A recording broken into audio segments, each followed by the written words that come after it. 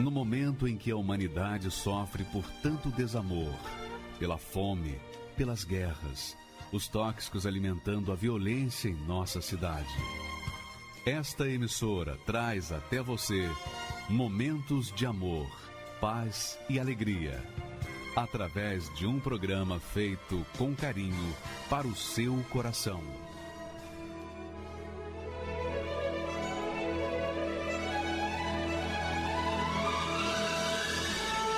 E agora, com você, a Palavra Amiga do Bispo Macedo.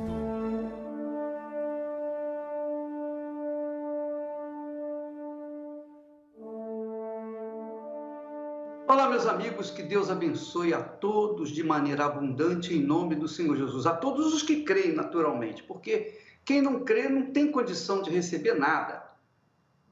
O Evangelho é para quem crê. A palavra de Deus é para quem crê nela, quem crê e obedece, quem não é crê apenas teoricamente, é crer e colocá-la em prática. Então, aqueles que creem e colocam em prática a palavra de Deus, ou melhor, aqueles que colocam em prática a palavra de Deus, sejam abençoados. Isso acontece naturalmente, sem precisar fazer absolutamente nada. Você pode orar, você pode jejuar, você pode ser uma pessoa caridosa, você pode ser o que for. Mas, se você não obedecer a palavra de Deus, de nada adianta. Você pode conhecer até a Bíblia muito bem. O diabo, Satanás conhece muito bem a Bíblia, melhor do que você e eu. No entanto, ele não deixa de ser diabo. Eu queria que você, minha amiga e meu amigo, prestasse atenção como nós podemos e devemos ler a Bíblia e trazer as informações que ela nos dá para o nosso dia a dia, para resolver os nossos problemas pessoais, para enfrentar as nossas guerras pessoais. Veja só o texto bíblico lá que começamos a estudar desde a semana passada, lá em 1º livro de Samuel, capítulo 7 e versículo 2. Olha só, detalhes. Aprenda a ler a Bíblia para você poder aprender a se armar contra as forças do mal. Olha só, e sucedeu que a Arca da Aliança ficou em Kiriat Jearim. Não esquenta a cabeça com esse nome, não. É uma cidade. Ficou 20 anos nessa cidade. Essa cidade, que tinha de importante? Ela ficava em Israel. Era uma cidade de Israel.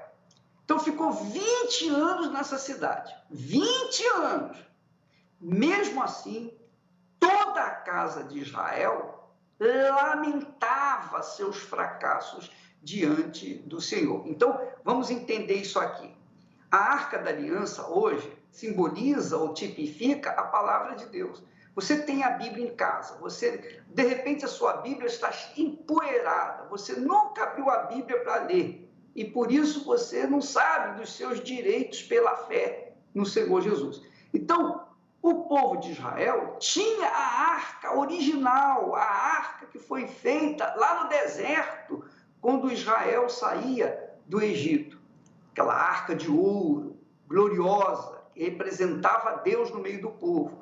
Aquela arca que inspirava temor, porque ela era a presença de Deus.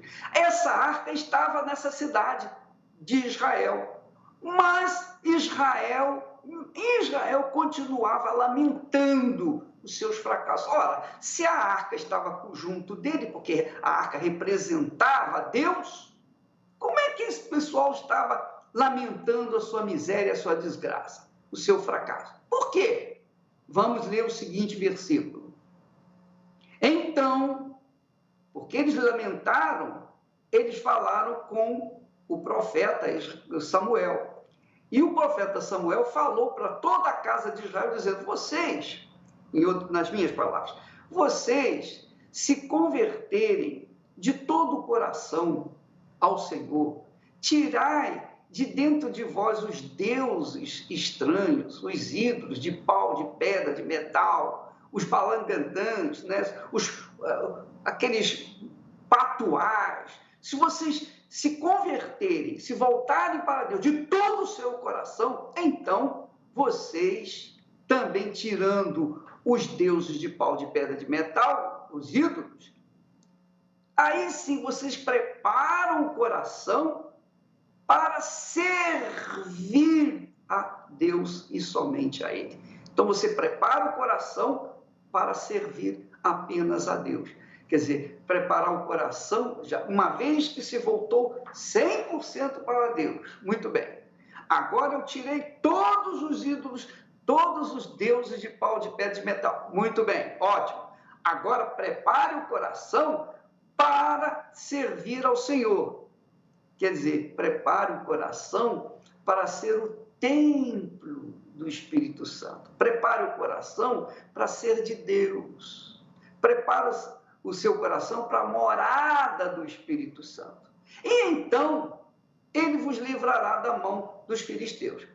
Fácil entender, não é? Vamos para o seguinte versículo. Então os filhos de Israel obedeceram, tiraram de dentro de si, de dentro das suas casas, os ídolos, e serviram só ao Senhor.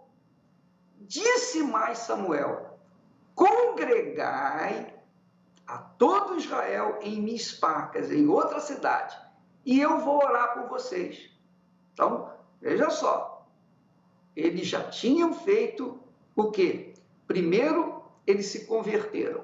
Segundo, tiraram os deuses de pau, de pedra, de metal, os ídolos. Terceiro, eles prepararam o coração para receber o Espírito de Deus, digamos assim. Ainda assim, eles precisavam fazer mais, porque não estava perfeitamente enquadrado no que Deus queria. Vamos seguir o texto seguinte. E então, eles se congregaram em Mispa, como foi mandamento lá do profeta Samuel, tiraram água do poço e a derramaram perante ao Senhor. Jejuaram aquele dia e ainda assim confessaram os seus pecados. Quer dizer, eles, do ponto de vista teórico, tinham feito tudo direitinho. Somam-se os jejuns do dia inteiro, o jejum do dia inteiro, soma-se também a isto a confissão dos seus pecados. Então, Israel tinha que estar muito bem, não é verdade? Que é o que todo mundo faz. Às vezes a pessoa frequenta uma igreja, uma religião, e eu digo até a Igreja Universal do Reino de Deus. Dentro da Igreja Universal tem pessoas assim, que já deixaram seus ídolos, aceitaram Jesus como Salvador, foram batizados nas águas, fazem os jejuns, fazem orações e confessam os seus pecados. Porém, esse pessoal, muitos que estão no nosso meio, porém, ainda não fizeram o melhor, porque ao invés de sacrificar a própria vida, o próprio sangue, sacrificam água no altar de Deus. Então, não dá certo, porque Deus não aceita água como sacrifício. O sacrifício tem que rolar sangue, tem que correr sangue, porque a vida da carne está no sangue, a Bíblia ensina isso. Então, quando a gente apresenta o sangue, que é a nossa alma, o nosso coração, toda a nossa força, todo o nosso vigor, toda a nossa vida, quando a gente apresenta o nosso sangue como sacrifício a Deus, então Ele ouve a oração, Ele responde à oração, Ele é conosco, Ele nos livra dos nossos inimigos. Mas Israel não fez isso. Ele jejuou, orou, ele se voltou para Deus, ele jejuou, quer dizer, ele fez o que poderia ter sido feito naturalmente, mas deixaram de sacrificar, deixaram de colocar toda a sua vida no altar. Isso é sacrifício. Lembra que Jesus falou? Jesus disse assim: quem quiser vir após mim, negue-se a si mesmo. Negar a si mesmo, negar a sua vontade, é um dos maiores sacrifícios. Porque a carne quer satisfação pessoal. O coração quer emoção. O coração quer sentir. O coração quer blá, blá, blá. O coração quer emoção. Essa é a realidade. E Deus pede exatamente esse sangue. O sangue do coração. O sangue da alma, que é a vida por inteiro, deixar de servir a si mesmo, deixar de fazer a vontade de si mesmo para fazer a vontade de Deus, obedecer a palavra dele. Nem todos querem.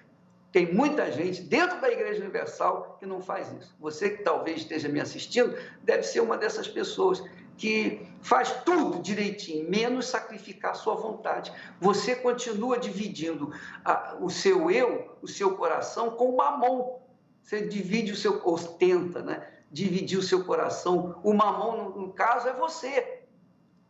Jesus disse que ninguém pode servir a Deus e a mamon, ninguém pode amar a Deus e a mamon. Ou você ama a Deus ou você ama a mamon. Você não pode amar duas pessoas ao mesmo tempo. Você não pode. Ninguém casa com duas pessoas, não é verdade? Então, a pessoa só tem capacidade de amar uma só.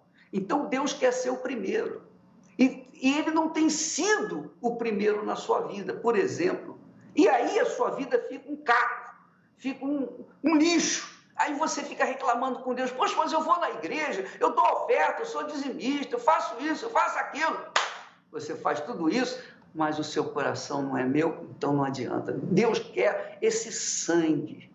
Ele quer o sangue do coração, para que então a sua vida venha ter sabor. Olha só o que diz o versículo 7. Vamos observar outro fato, muito importante. Ouvindo, pois, os filisteus que os filhos de Israel estavam congregados em Mispá, subiram os maiorais, os mais poderosos, os mais fortes, os príncipes mais fortes, mais valentes dos filisteus, e cada príncipe com o seu exército contra Israel. O que aconteceu? O que, ouvindo os filhos de Israel, temeram por causa dos filisteus. Quer dizer, quando o nosso coração não está inteiramente entregue ao Altíssimo, quando o sangue do nosso coração não está 100% no altar, então o coração teme e treme diante dos inimigos. Esse é que é o problema, minha amiga, meu amigo. Esse é que é o problema. Por exemplo, você tem depressão, né? Uma pessoa que tem depressão. Você tem depressão por quê? Por que aconteceu essa depressão? Você não nasceu com depressão ou nasceu com depressão? Não, ninguém nasce com depressão. É ou não é? Dá licença. A pessoa tem depressão, sabe por quê? Porque ela perde um ente querido ou perde alguma coisa de muito valor econômico. Então ela perdeu o pai, perdeu a mãe, perdeu um filho, perdeu o marido, perdeu a esposa, perdeu o namorado, perdeu o noivado, perdeu o casamento.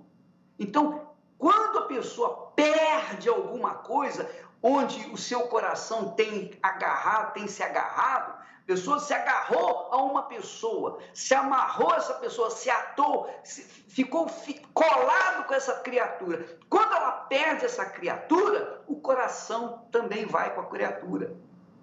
Entendeu o que eu estou falando? Eu amo muito a minha Esther, a minha esposa. Eu a amo de todo o meu coração. Porém, ela não é o primeiro lugar na minha vida. Porque se a Esther morrer, se ela morrer hoje, eu vou ficar viúvo. Eu vou ficar com depressão? De jeito nenhum. Por que eu não vou ficar com depressão? Porque o meu coração não está 100% nela. Não, de jeito nenhum. Nem nos filhos, nem ninguém, nem no meu trabalho, nem na minha vida. O meu coração não está na minha vida. Eu não tenho nada a perder. Essa que é a realidade. Quando nós temos o coração no altar, o nosso sangue está lá no altar, o sacrifício está lá no altar. Quando o nosso coração está no altar, nós não tememos nada, não tememos a morte, não tememos a vida, nós não tememos inimigos, nós não tememos coisa nenhuma, nós não tememos raio nenhum. Por quê? Porque nosso coração está no Altíssimo. E o Altíssimo sustenta, segura, dá apoio, dá suporte, dá força, dá fé, dá coragem, dá ânimo. Quando o nosso coração está 100% no Altíssimo, nós não tememos filisteus, nós não tememos absolutamente nada, porque Deus é conosco. É assim que funciona. Israel temeu os filisteus. Por quê? Porque ele tinha tinha lançado os deuses de casas, deuses caseiros para fora, ele tinha se convertido ao Senhor, ele tinha jejuado, ele tinha orado, pediu ao profeta Samuel para orar, ele derramou água no altar de Deus e não aconteceu nada, continuou com medo. A depressão começa exatamente aí, quando a pessoa teme, ela teme perder. Ela teme perder, então ela se entrega àquele temor e o temor vai aumentando, porque a dúvida é a raiz de uma depressão. A dúvida é a raiz da depressão. Quando a pessoa tem dúvida, ela simplesmente começa um processo de deteriorização por causa do elemento chamado dúvida. A dúvida traz o medo, traz a preocupação, traz a ansiedade. A dúvida faz a pessoa ser insegura.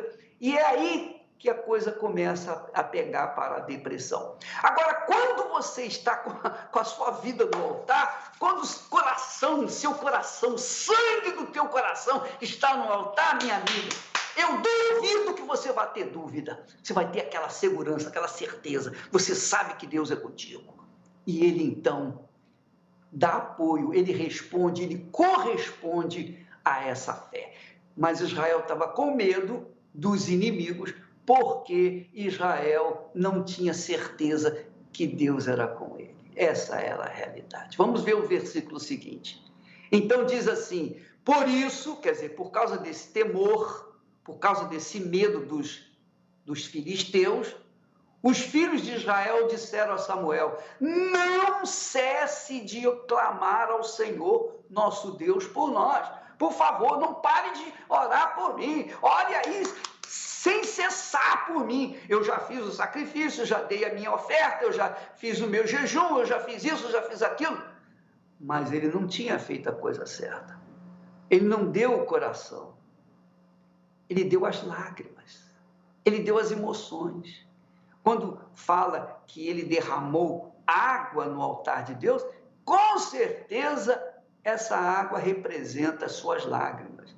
Chorou, chorou, chorou, chorou e nada resolveu. Você sabe que o depressivo, há pessoas depressivas que vivem chorando, mas não resolve o problema. Choro não resolve o problema, emoção não resolve o problema. Essa é a realidade. A fé é que resolve o problema, a fé agressiva, a fé que faz a pessoa tomar atitude, que faz doer o seu coração, mas que fica e traz a fé, a certeza de que Deus vai fazer aquilo que ele prometeu que faria.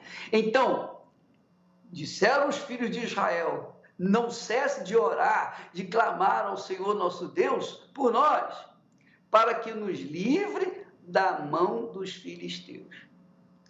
Minha amiga, meu amigo, eu acho que você deve ter aprendido alguma coisa com esses versículos que nós lemos da Bíblia. Quer dizer, eu trago, eu materializo essas promessas para mim, porque se eu estou devendo, eu fico com medo.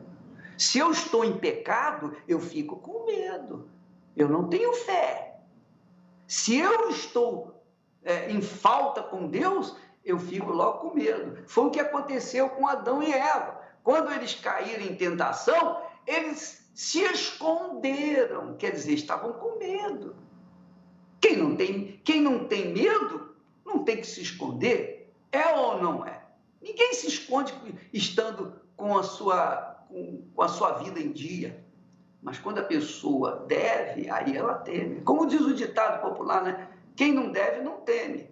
Mas Israel temia os filisteus e pediu, por favor, o profeta, não pare de orar, de clamar por nós. E muitas pessoas têm feito isso. Muitas pessoas dizem, bispo, ora por mim, ora por mim. Por que você não ora? É porque você não tem certeza, você não tem fé. Você não acredita na sua oração. Mas por que você não acredita na sua oração? Porque você não tem colocado a sua vida no altar. Essa é a realidade. Essa é a realidade nua e crua. E quem gostar, amém. Quem não gostar, paciência. Mas essa é a realidade. Se o coração da pessoa não está no altar, se o sangue dela não estiver no altar, não adianta a água que corre dos seus olhos. Porque choro, minha amiga, não resolve o problema. Chororô não resolve o problema. Chororô não resolve o problema. Quando eu apanhava do papai, eu chorava. Mas meu choro não aplacava a dor que eu estava sentindo no corpo. Essa é a realidade, minha amiga, meu amigo. Você tem que entender que emoção não resolve o problema de ninguém. O que resolve é a fé prática, a fé inteligente, a fé espírito e verdade. Quando você diz, Deus, está aqui toda a minha vida, 100%. Nós temos visto aí testemunhos de bandidos, ex-bandidas. Nós tivemos o caso daquela senhora que deu um testemunho maravilhoso, que ela chegou ao ponto de colocar um homem, uma outra pessoa que ela não gostava, dentro dos pneus, depois tacou fogo e viu aquele rapaz queimando, derretendo ao vivo, e ele pedia misericórdia, e ela dizia, você tem que morrer, e ainda dizia um palavrão. Por quê? Por que essa pessoa? Porque ela estava cheia de demônio. Quando ela conheceu a palavra de Deus, quando ela conheceu o caminho do altar, ela se derramou lá, colocou toda a sua força, toda a sua vida, ela foi para tudo ou nada, vida ou morte, e Deus a libertou e fez-la encher do seu Santo Espírito. Então, Deus quer fazer isso com você, minha amiga e meu amigo. Deus quer fazer isso com todos os que se voltam para Ele de todo o coração, com todas as suas forças, de toda a sua alma, de todo o seu entendimento. Mas as pessoas não querem. Então, não querem, ficam sofrendo. E aí vai fazer o quê? Oração simplesmente vai resolver? Não, não vai resolver. Só a oração não resolve, porque o povo de Israel fez. O profeta Samuel, que era muito bem, eu estava muito bem com Deus, o profeta Samuel orou e não resolveu o problema dele. Até que o profeta Samuel fez uma coisa que resolveu o problema. Amanhã nós vamos ver isso. Agora mesmo nós vamos ouvir, assistir o testemunho de um doutor Marco Antônio. O doutor Marco Antônio está há 20 anos na Igreja Universal do Reino de Deus. E quando ele veio para a Igreja Universal, ele odiava a igreja. Ele tinha pavor da igreja. Ele iria em qualquer igreja, menos na Igreja Universal, mas alguma coisa fê-lo vir na Igreja Universal do Reino de Deus. E nós vamos assistir como é que aconteceu a vida dele, a transformação dele. Por que ele chegou na Igreja Universal? Vamos assistir. Meu nome é Marco, eu sou médico, nasci na cidade de São Paulo. Eu vim de uma prole minha mãe teve 6 gestações, porém eu fui o único que vinguei. Eu fui com menos peso, menos tudo na época, mas estou aqui até hoje. E os outros vieram a óbito, muito precoce. Muito bem, aí fiz uma boa escola em São Paulo, prestei faculdade, entrei cedo, relativamente cedo, prestei para medicina e entrei. E foi boa, a faculdade foi boa, mas também sempre aproveitei a faculdade, nunca tive nenhum relacionamento fixo, tinha, mas não queria nenhum comprometimento com ninguém. E assim foi os 6 anos. Quando, mais ou menos, talvez no 4º, 5º ano, eu tinha um primo que era muito ligado, a gente viajava junto, finais de semana, quando eu voltava, ele estava junto. A gente tinha uma parceria muito grande desde pequenininho. E ele se enforcou. Aí apareceu uma pessoa e eu fiz um casamento. Logo no começo de casamento, meu pai veio a falecer, que era o meu melhor amigo. Eu já estava morando em outra cidade. Aí foi complicado, porque era um amigão meu.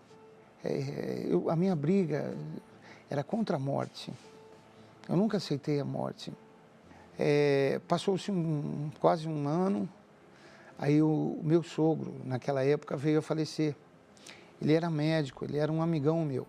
Aí quando ele faleceu, foi quando eu acho que começou, como eu digo, a depressão, ela se instala silenciosamente. E um mês depois do falecimento do meu sogro, eu fui despejado de casa, porque eu nunca esperava. Minha ex-esposa alegou incompatibilidade de gênios. Puxa, aí não entendi mais nada, aí a casa caiu mesmo. Com o tempo a gente vai fazendo medicina, por a gente ajudar as outras pessoas, a gente acaba achando que a gente tem um lugarzinho guardado no céu. Porque eu ajudo as pessoas, eu faço bem para as pessoas. E a gente não entende que é um dom de Deus. Não é que foi um dom que Deus deu para ajudar exatamente as pessoas. Até que eu conheci minha atual esposa. Isso faz mais de 20 anos. E minha atual esposa conhecia a palavra de Deus. Ela conhecia, ela via que eu era uma boa pessoa, que eu vinha... Mas quando ela me conheceu, eu estava bem debilitado, né? Mas não admitia o quadro de depressão, não aceitava. Não tomava remédio. Por duas vezes minha mãe pediu que alguns colegas fossem em casa.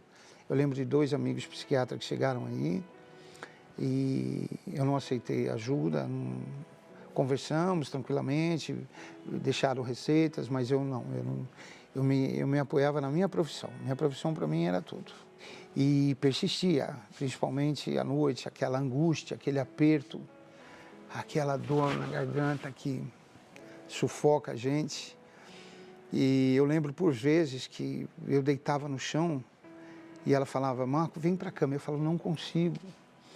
Tem alguma coisa que me puxa para o chão e minhas costas queimavam, ardia, como se pegasse fogo. Eu continuava trabalhando, ajudando as pessoas e tal, mas quando eu procurava não pensar, mas quando eu parava, eu observava que eu queria ajudar todo mundo, mas a mim mesmo eu não estava me ajudando. E aí tinha-se fugas. Como é que se fazia fuga? Chegava final de semana, tinha que beber. Então era churrasco, bebida, começava sexta à noite, quando não tinha um plantão, era sexta, sábado e domingo. Era beber, dormia, acordava, bebia, entendeu? E no dia seguinte outras pessoas, os mesmos, não interessa, tinha que ter uma fuga. Mas eu nunca entendia as coisas de Deus, eu não procurava, eu não tinha entendimento, eu não lia a palavra, né? Eu era católico. Eu era devoto a santos. Eu começava a minha oração assim, meu Deus, menino Jesus, São José, todos os anjos, meu Santo Antônio, meu Santo Expedito e meu São Judas Tadeu. Depois eu fazia as orações. Eu cheguei aí em casas de encosto. Eu vi as imagens lá, mas lá podia beber, podia fumar. Era uma coisa meio, você entendeu? Meio estranha. E pediam para mim dançar, fazer isso, fazer aquilo que eu ia receber, que eu estava recebendo e tal, mas tinha alguma coisa dentro de mim que brigava para não acontecer isso. Eu não sei se era a minha inteligência ou se era uma proteção divina, alguma coisa estava me tirando daquilo. Mas aí, vamos em igrejas, vamos buscar Deus. Aí comecei aí, fui em várias igrejas e minha mãe, ela já frequentava a Igreja Universal há uns 2, 3 anos. Ela chegava muito bem em casa, chegava muito feliz, alegre, com todo o problema, com toda a preocupação, mas ali eu não ia. Eu não ia porque, veja bem, eu acreditava, talvez, no momento... como é que se pode, há mais de 20 anos atrás, e nessa igreja, eu acreditava no que falavam, né? Não tinha conhecimento do trabalho da igreja, nem imaginava o que se acontecia lá dentro. Na Igreja Universal, não. não, lá eu não piso, muito obrigado e tal. Aí um dia as coisas piorando, aí eu resolvi. Um momentinho. Eu queria apenas interromper um pouquinho o testemunho dele e dizer o seguinte: você vê, quando a pessoa não tem entendimento, quando a mente da pessoa é bloqueada, a Bíblia fala sobre isso. A Bíblia diz que o Deus desse mundo, o Deus desse século, cegou o entendimento das pessoas. Cegou o entendimento. A pessoa, quando não tem entendimento, ela pode ser o melhor cientista do mundo, mas ela não vai entender nada da palavra de Deus. Porque a palavra de Deus se discerne espiritualmente. Quer dizer, no espírito, de acordo com o Espírito Santo.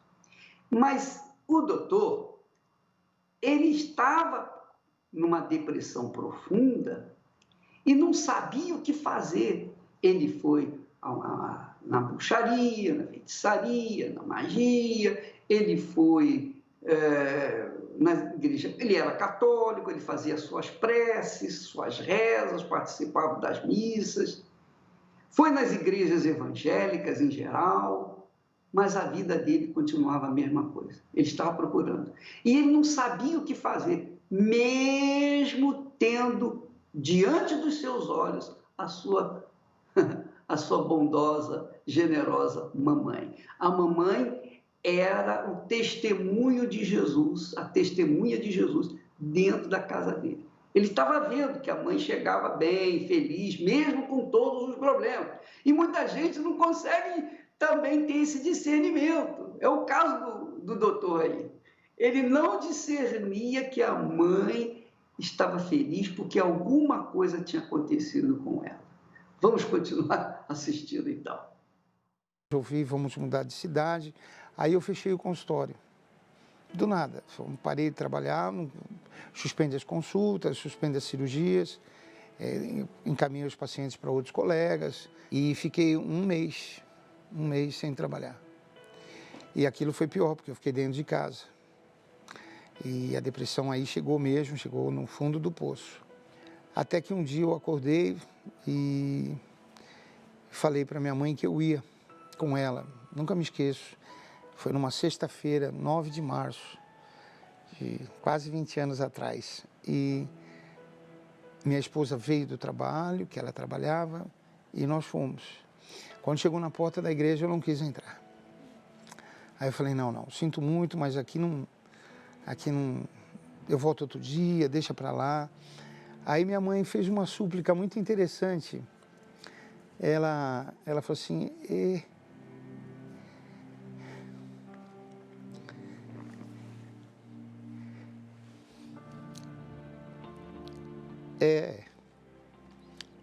não vou te pedir mais nada,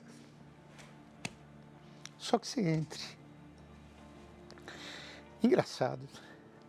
Ela nunca me pediu para parar de beber, para parar de ir na festa, para parar de fazer coisas erradas. Ela nunca pediu. E aquele dia ela me pediu para entrar num lugar que eu não queria. E eu entrei. E cheguei, fui assistir a reunião, sentei quietinho. Era um pastor jovem, e um bispo. E ele começou a falar. Aí eu falei, puxa vida, mas vocês contaram minha vida para ele? Fiquei chateado, né? Igreja cheia, todo mundo sabendo. Aí minha mãe falou, ouça, apenas ouça. E foram entrando aquelas palavras, falando aquelas palavras de Deus, o que estava escrito na Bíblia, que eu não entendia nada. E ele perguntou, quem não está bem, vem aqui na frente. Aí eu, poxa, peraí, eu sou um médico, eu sou o cara, né? O que eu, eu vou lá na frente, o que vão falar de mim? Aí eu parei, pensei, falei, puxa vida, eu fiquei 30 dias dentro de casa, mudando de estado, e o que eu estou com medo do que dos outros, que os outros vão falar? E eu fui ali na frente. E foi muito bacana depois daquela sexta-feira. Quando eu voltei para casa, eu voltei feliz, tranquilo, aliviado. Eu gostei da igreja, que eu não gostava, me senti bem. Aí retomei o consultório, né? Não saiu aquela ideia de querer mudar, vamos começar tudo do zero, digamos para os pacientes que o serviço continuava, e foi reassumindo devagarzinho. E me batizei nas águas, daí em busca do Espírito de Deus, foi muito bacana. Realmente eu morri, não foi fácil, foi uma luta muito grande, porque a depressão saiu. Eu analiso hoje um quadro da seguinte forma, veja bem, o médico dos médicos se encontra aqui, eu falo que ele é um guarda-chuva, perfeito? E ele nos dá o livre-arbítrio. Então, se quem olhasse para a minha vida, iria falar que eu tenho tudo. E o outro lado, vendo a gente desprovido, ele nos leva até lá embaixo. E só quem esteve lá embaixo para saber. Hoje eu analiso que eu fiquei 7 anos daqui para cá. E assim foram. Então, os médicos, quando a gente está lá embaixo, não tenha dúvida, eles vão nos ajudar, e vão ajudar muito. A medicina vai lhe ajudar. Ela vai te trazer até aqui, ó. Passa o efeito do remédio, você vai voltar lá, ele vai continuar te ajudando. Ele não vai te abandonar nunca, seu médico, seu profissional. Eles vão nos ajudar e você vai voltar até aqui. Porém, enquanto eu não tive humildade de vir daqui para cá, eu só vivi de aparência, só. Então hoje eu falo que Deus é um guarda-chuva, que faz mais de quase 20 anos que eu não largo do guarda-chuva nem para fazer xixi. Eu não quero estar aqui, muito menos aqui, né? O dia que eu entrei no guarda-chuva de vez, foi numa mudança de verbo muito interessante. É comum a gente falar, que Deus seja comigo, né? E só mudou o tempo do verbo. A palavra caiu como uma espada mesmo. Deus é contigo. Então não é seja contigo, Ele é comigo. E foi aquele dia que eu tive a certeza que eu recebi o Espírito de Deus. E foi muito grande, muito glorioso, muito bacana. Uma felicidade bacana, tranquila. Uma paz que não tem como expressar assim, falar, olha, você vai sentir isso, você vai sentir aquilo, você vai ficar... Não, você não vai, você vai ter uma certeza que é o tudo, sim, as pessoas falam, mas e aí? E aí as lutas tem todo dia, toda hora, todo instante, todo momento, mas a gente tem uma paz diferente. Eu tenho coisas assim tão grandiosas para falar que Deus fez. Minha mãe que me ganhou para Jesus. E num domingo lindo, ela já até os 78 anos, ela dirigia, fazia tudo para nós, morava conosco. E num domingo nós tínhamos saído da igreja, uma delas ligou e falou, olha, a avó vomitou muito. Eu falei, olha, nós estamos indo para casa, fique tranquilo. E quando nós chegamos em casa, a avó tinha vomitado de 2 a 3 litros de sangue. Aquilo foi né? Então chamei um colega, vimos a pressão e tal, mas ela estava consciente, tranquilinha. E eu sentei ela na parte de cima da casa, ela tinha tomado banho, estava ali com a carinha descansada. Eu falei, mamãe, certo que o Senhor Jesus está aqui agora, mas se ele estivesse aqui agora, o que a senhora falaria para ele?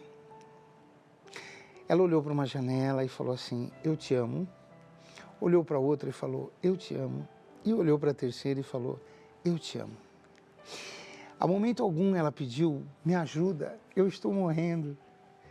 Então, olha que coisa grandiosa, que testemunho de salvação.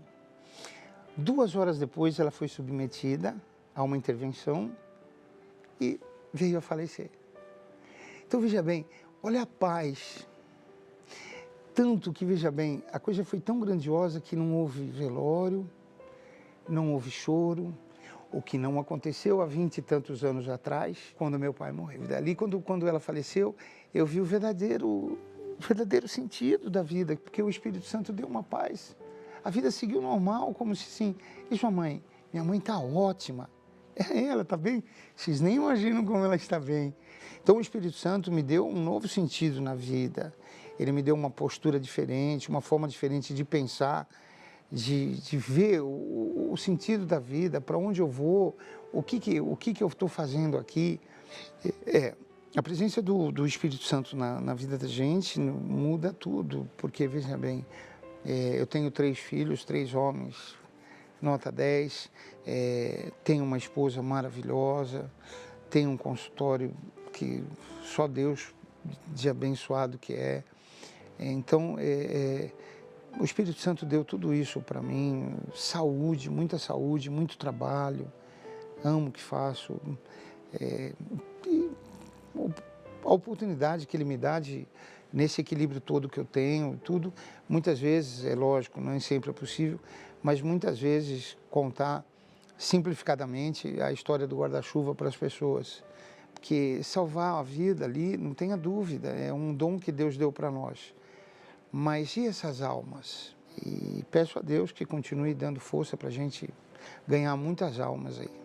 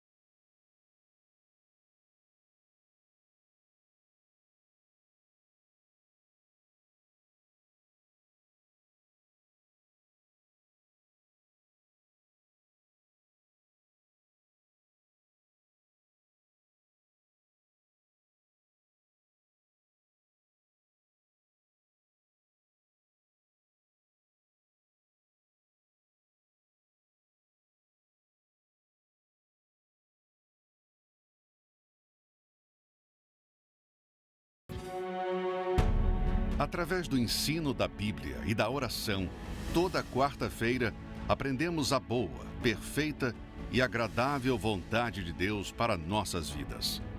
É na reunião de quarta-feira que muitas pessoas são batizadas com o Espírito Santo. Foi o dia mais feliz da minha vida. Foi o dia que eu recebi o Espírito Santo. Ali o Espírito de Deus veio sobre mim. E eu fiquei tomado de um gozo, de uma paz, de uma alegria sobrenatural, fora do comum. É inexplicável. Eu não trocaria ele por nada. O Espírito Santo para mim hoje é a saída. Eu prefiro morrer do que trocar o Espírito Santo por qualquer coisa. Ele é em primeiro lugar na minha vida. Não deixo ele por nada. Você que decidiu seguir os caminhos da fé, se batizou nas águas, ou já é membro do corpo do Senhor Jesus, mas precisa de forças para continuar a caminhada. Não deixe os afazeres deste mundo o distraírem. A Escola da Fé precisa fazer parte da sua semana. Esteja conosco toda quarta-feira, às 10 horas, 15 horas e 20 horas, no Templo de Salomão ou em uma Universal. O meu nome é Conceição Costa, eu sou de Pombal. O meu sofrimento começou ainda de nova, era complexada, mas aprofundou-se mais depois do meu casamento. Eu fui viver com os meus sogros, portanto num ambiente muito difícil. Entretanto, eu engravidei, ao qual começaram a surgir mais problemas ainda. Depois de ter a criança, eu fui viver para a minha casa e daí o meu marido ficou quase o tempo todo com os sogros, sem me apoiar, com os meus sogros. Daí eu senti-me desamparada, sem condições financeiras, portanto sem carinho, sozinha a cuidar da criança. E então daí desencadeou-se uma depressão profunda. E na minha mente só tinha pensamentos de tirar a própria vida. Deixei de me alimentar, deixei de dormir. Eu, com os problemas que tinha, cheguei a ir a consultas de psiquiatria. Estava a tomar 14 comprimidos antidepressivos, mas nada resolveu, ainda aprofundou mais a depressão. Não me sentia bem para cuidar verdadeiramente da criança, do meu menino. Tinha 19 meses. Na altura daí, um desespero profundo que me levou mesmo a tentar o suicídio. Tentei me atirar dentro do poço com 7 metros de profundidade com a criancinha, com o menino. E então a criança faleceu no local. Enquanto estive hospitalizada, eu continuei sempre com aqueles pensamentos de tirar a própria vida. Por 2 vezes que eu fugi mesmo do hospital e joguei-me lá num tanque cheio de água, lá próximo do hospital. E foi aí que os meus pais, logo, passado 8 meses, ouviram a programação na rádio e uma amiga minha convidou-me para ir à Igreja Universal do Reino de Deus com ela. E então foi aí, eu não hesitei, eu fui de imediato. Eu comecei-me a sentir logo após o primeiro dia totalmente diferente. E então aí comecei a fazer as correntes da libertação, da saúde, também a buscar o Espírito Santo. E aos pouquinhos eu me fui libertando. Ao fim de 3 meses deixei a medicação, que eu tomava 14 antidepressivos, deixei toda a medicação, totalmente, até hoje, graças a Deus, nunca mais tomei nenhum antidepressivo. E então, de fé em fé, né? Aí fui vencendo.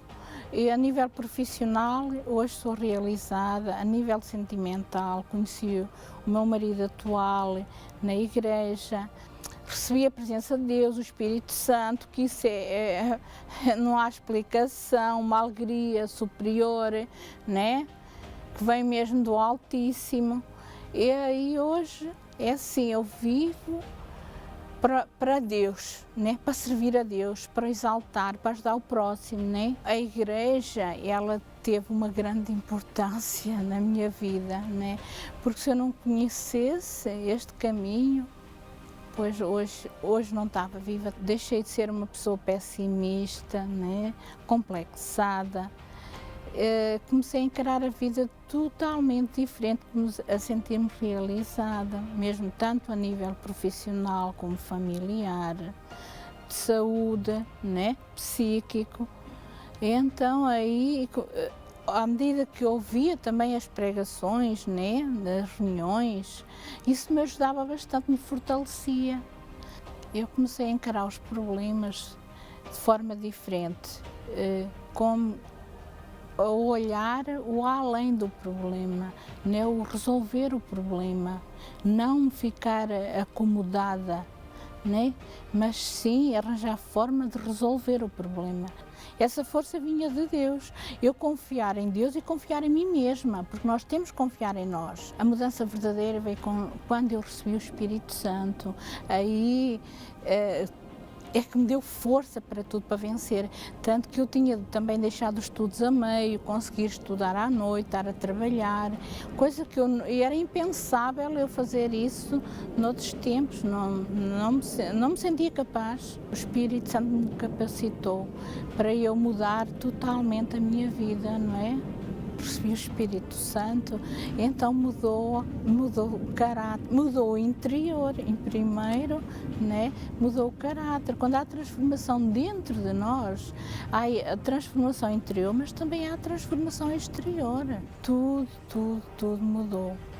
Hoje não, depressão nunca mais, não. Hoje tenho uma vida super normal, transformada, abençoada.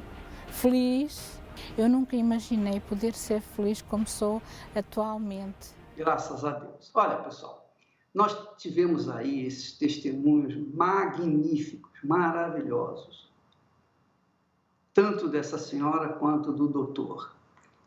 Esse é o trabalho da Igreja Universal do Reino de Deus. E eu não creio apenas no trabalho da Igreja Universal, eu creio no trabalho de todas as igrejas. Eu todo santo dia eu oro por todos os servos de Deus, por todos aqueles que fazem, executam a obra de Deus, todo santo dia. Eu peço a Deus não só pelos meus pastores, os pastores que estão conosco, como os pastores de outras igrejas, porque o nosso interesse é o reino de Deus. Eu não estou trabalhando para o reino da Igreja Universal, eu estou trabalhando para o reino de Deus.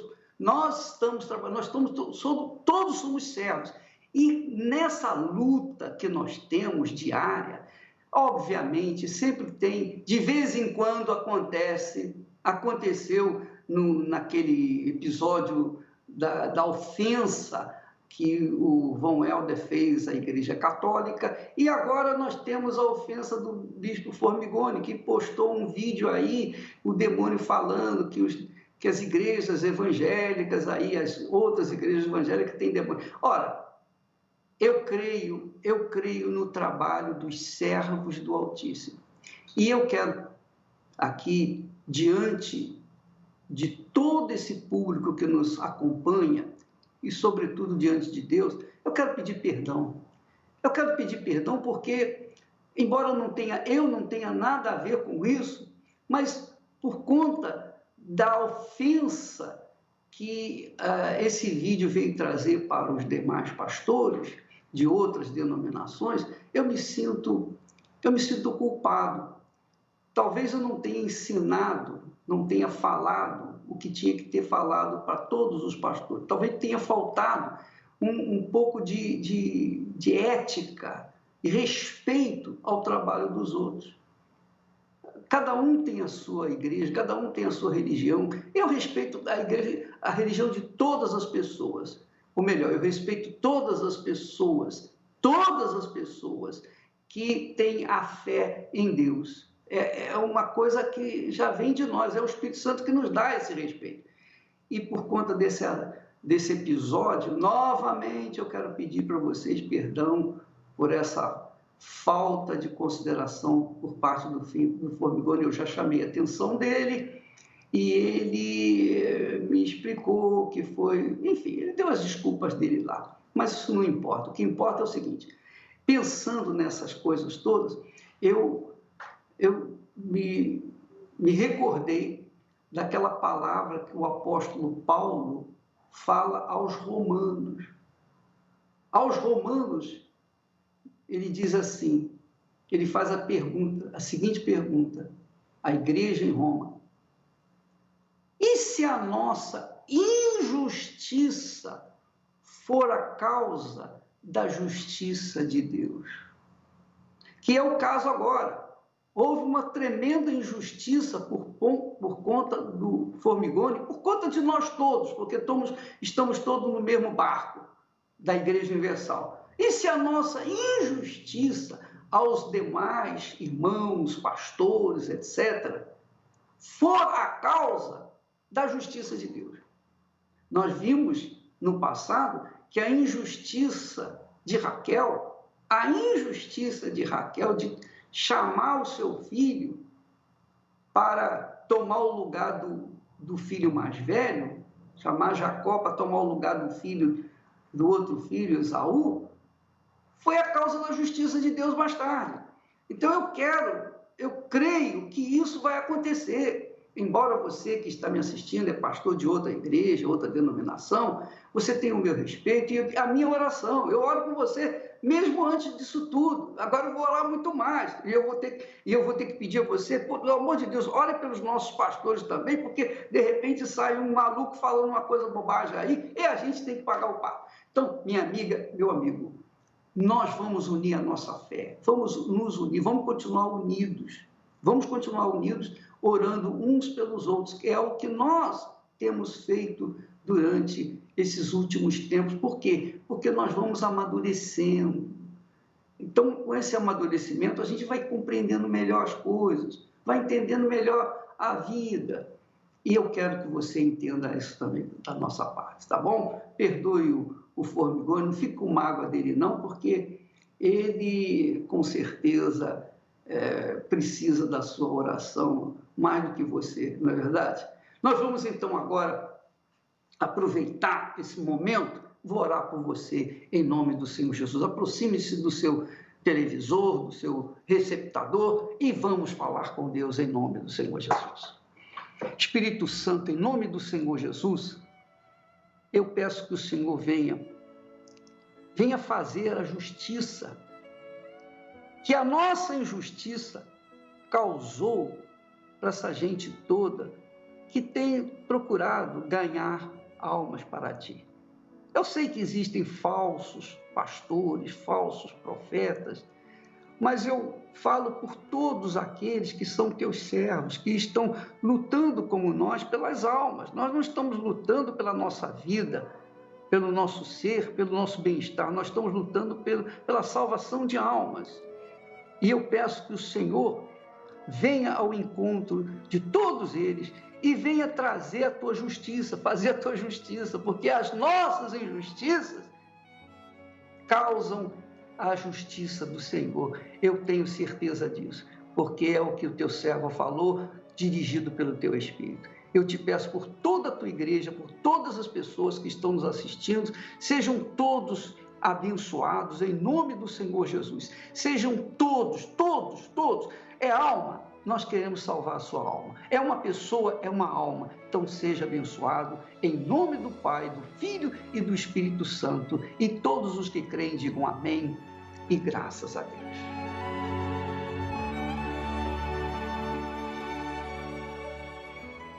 Então, minhas amigas, meus amigos, nós vamos ficando por aqui.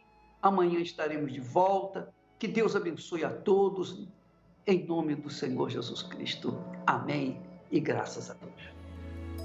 Um dia em Berseba saiu, partindo para Moriá, um velho levando o menino calado a pensar. Ninguém conhecia o mistério, seguiam só os passos seus, mas eles sabiam que o velho era amigo de Deus. O dia caía e então paravam para descansar.